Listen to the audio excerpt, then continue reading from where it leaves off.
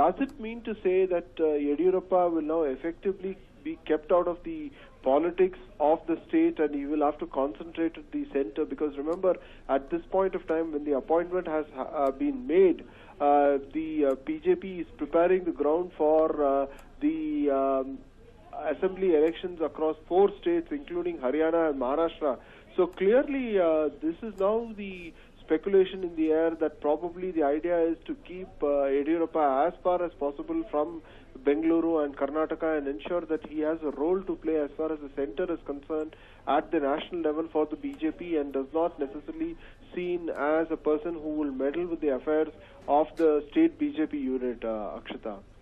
Right, Arun, but keeping in mind the fact that Yediyurappa in the past has gone on to state that whatever role comes his way, he will be happy to go ahead and fulfill it, keeping in mind the fact that he even wrote a letter to Modi about the same, it looks like in all likelihood, whether he's happy or not, he will remain quiet and fulfill his duties.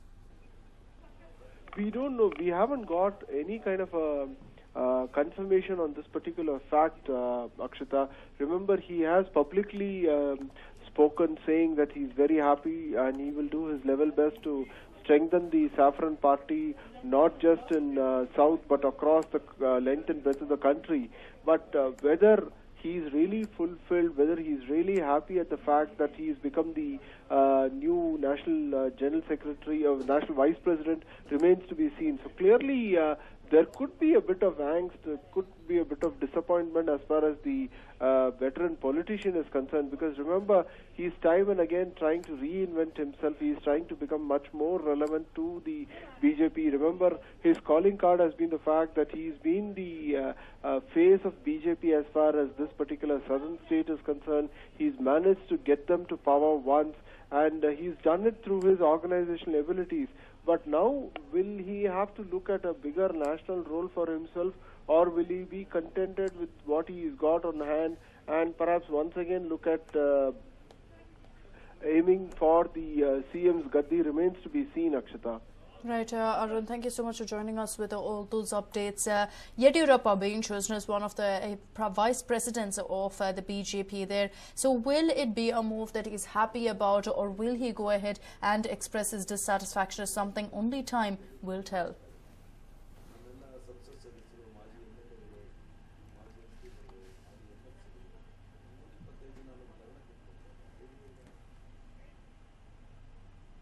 And moving on, here are all the updates from Mumbai, where Prime Minister Modi went ahead and inaugurated the INS Kolkata.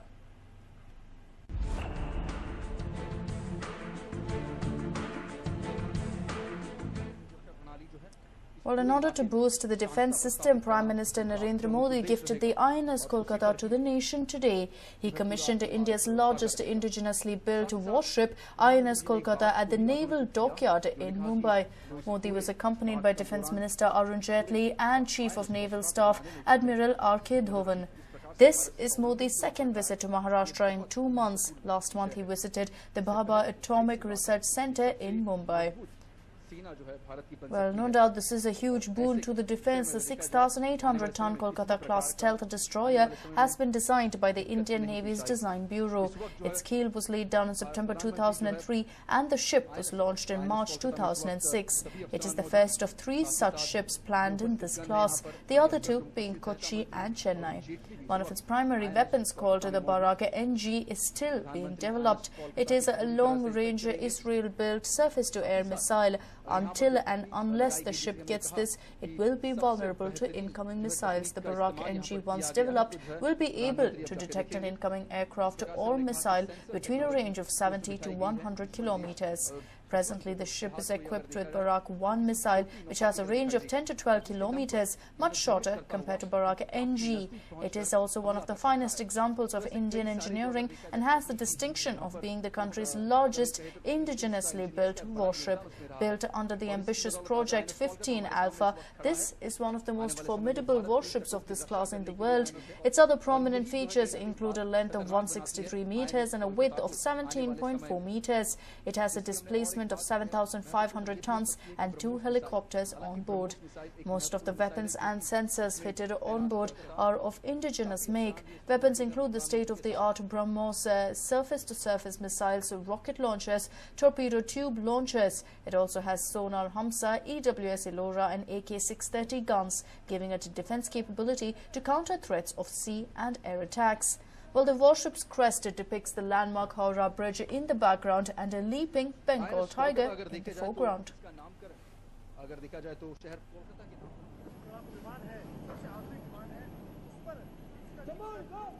And well, it definitely looks like Prime Minister Narendra Modi is all set to give defence a big boost. On June 14th, he was in Mumbai to be a part of the Air Force's proud showing of INS Vikrant. He went ahead and looked at the aircraft carrier, was part of the monumental showing that was done by the army. And in today's case, it was for the INS Kolkata, where he went ahead and inaugurated the INS Kolkata. So no doubt he's giving a lot of concentration to defence.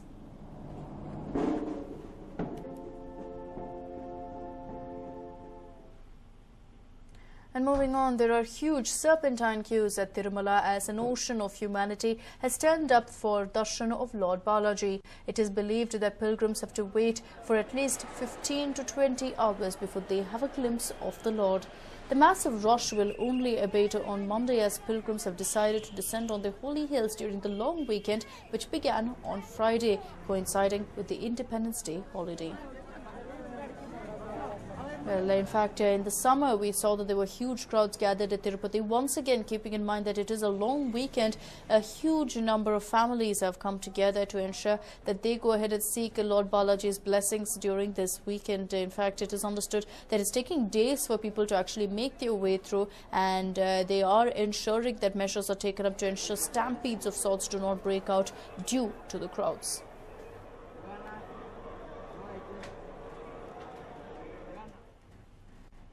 Well, heavy rains in Uttarakhand have triggered landslides and several houses have also collapsed. At least 17 people have been killed, including 3 minors in different parts of the state. Thousands of tourists who were out to enjoy the extended weekend were caught in the chaos. They had to brave nightmarish jams due to heavy rush of vehicles and landslips along the route. Landslides have forced the Badrinath and Gangotri roads to be closed, besides most national highways and district roads in Theri and Pauri. The Met Department has warned of more heavy rain up to 130 to 140 mm, and in the higher reaches over the next 2 days we could be looking at more rains as well. Well, in fact, while the situation is not as bad as it was last year, it still, of course, remains to be seen how many more people will have to suffer the wrath of the raids. Already, landslides have claimed quite a few lives. Rescue operations are on to rescue the others stuck, but it doesn't look like it will stop with that. They are expecting a lot more rain, and in the process, a lot more landslides to occur in this particular area. All pilgrimage routes have been closed up, but the locals there are struggling to get a grip on life, to in fact get back to normal life with such heavy rains. Well, it's not just rash driving that BMTC is infamous for. They also have the distinction of stopping buses randomly at bus stops, creating a nuisance for other commuters. This soon, however, will be a thing of the past. Haven't all of us seen BMTC buses being stopped randomly at bus stops? It does irritate you, doesn't it? Fret not. This soon will be a thing of the past. The state RTO is all set to give a tough time to those BMTC drivers who don't stop the bus at the designated place. They will be dealt with severely as a warning to errant drivers. A few have already been booked by the RTO. ಯಾಕೆಂದರೆ bus ಬೇನಲ್ಲಿ ನಿಲ್ಲದೆ ಎಲ್ಲೋ ಅದು ಹ್ಯಾಪಜಾರ್ಡ್ ಆಗಿ ನಿಂತು ಪ್ರಯಾಣಿಕರಿಗೆ ತೊಂದರೆ ಆಗ್ತಾ ಇದೆ, plus ಬೇರೆ ವಾಹನಗಳಿಗೂ ತೊಂದರೆ ಆಗಿ ಅದು ಟ್ರಾಫಿಕ್ಕು ಚೋಕ್ ಆಗಲಿಕ್ಕೆ ಅದು ಇದಾಗ್ತಾ ಇದೆ. ಆದ್ದರಿಂದ ಅಂಥ ಇವರುಗಳು ಕೂಡ KSRTC ಆಗ್ಬೋದು, ಬೇರೆ ಯಾವುದೇ ವಾಹನ ಆಗ್ಬೋದು, ಮತ್ತು ಹೆಚ್ಚಾಗಿ BMTC ವಾಹನಗಳು ಕೂಡ ಇದರಲ್ಲಿ ಅವ್ರದ್ದು ಸಮಸ್ಯೆ ಕೂಡ ಮೊನ್ನೆ ನಾವು ಅದನ್ನು ರಿವ್ಯೂ ಮಾಡಿದ್ವಿ. BMTC conveniently washed its hands of the issue and stated that drivers and conductors have been told a number of times to follow lane discipline and avoid haphazard stopping. The BMTC traffic director even stated that strict action would be taken against those drivers and conductors who are found violating the set norm. We have started Sarathi service in the city in an effort to curb such indisciplined driving. Despite that, we have been getting reports of drivers causing problems to commuters. We have taken strict action against those. If the transport department books a case against such buses, we will hold the driver of that bus responsible. There have been such efforts even in the past. Will things be any different, at least this time around, is what remains to be seen. Pavitra for News 9, Bengaluru. And well, here's the story of two highly ranked officers embroiled in a tug of war. So what exactly are they fighting over? Here are the details. Srividya is the president of Hassan City Municipal Corporation. Krishnamurthy is the commissioner. And in what comes as an open attack, the commissioner of Hassan City Municipal Corporation has taken on its president most daringly. He has even asked the DC V. Anbukumar to invalid her. In a two-letter complaint, he has enlisted the reasons for her removal. In 1961-62, a piece of land measuring 50 by 80 was allotted to Harijan Sangha. Sri Vidyanand's father, H.S. Harish Kumar, built a commercial complex in place of a community centre.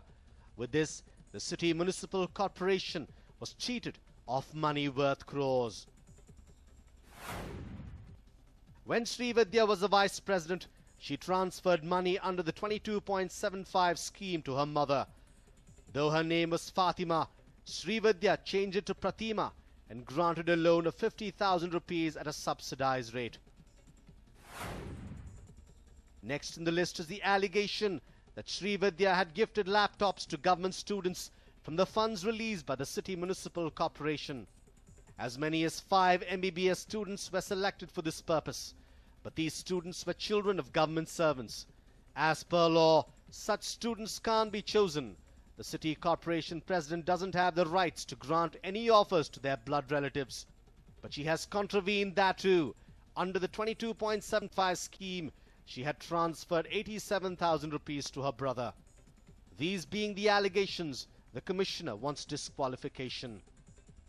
ಅದೆಲ್ಲ ಸತ್ಯ 100% 101% ಸತ್ಯ ಇದೆ. ಇದು ಯಾವುದೇ ರೀತಿಯ ಆರೋಪ ಸುಳ್ಳಲ್ಲ.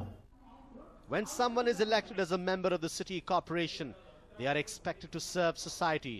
But in this case, it is alleged that Srividya has done things contradictory to it. But ask her about them, and this is what she has to say. ಆಯುಕ್ತರು ಅವರು ಯಾವುದೇ ಜನಪ್ರತಿನಿಧಿಗಳಿಗೆ ಸ್ವಲ್ಪನೂ ಗೌರವ ಕೊಡದೆ ತಾನೇ ಸರ್ವಾಧಿಕಾರಿ ತರ ವರ್ತಿಸ್ತಾ ಇದ್ದಾರೆ ಹಾಸನ್ ನಗರದಲ್ಲಿ. ಇದು ಎಲ್ಲರ ಮನಸ್ಸಿಗೂ ತುಂಬಾನೇ ನೋವಾಗಿದೆ.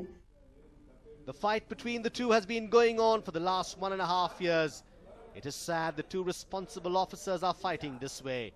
It is imperative that the DC take corrective and punitive action as soon as possible. Dasharath Savuru, News 9, Hassan.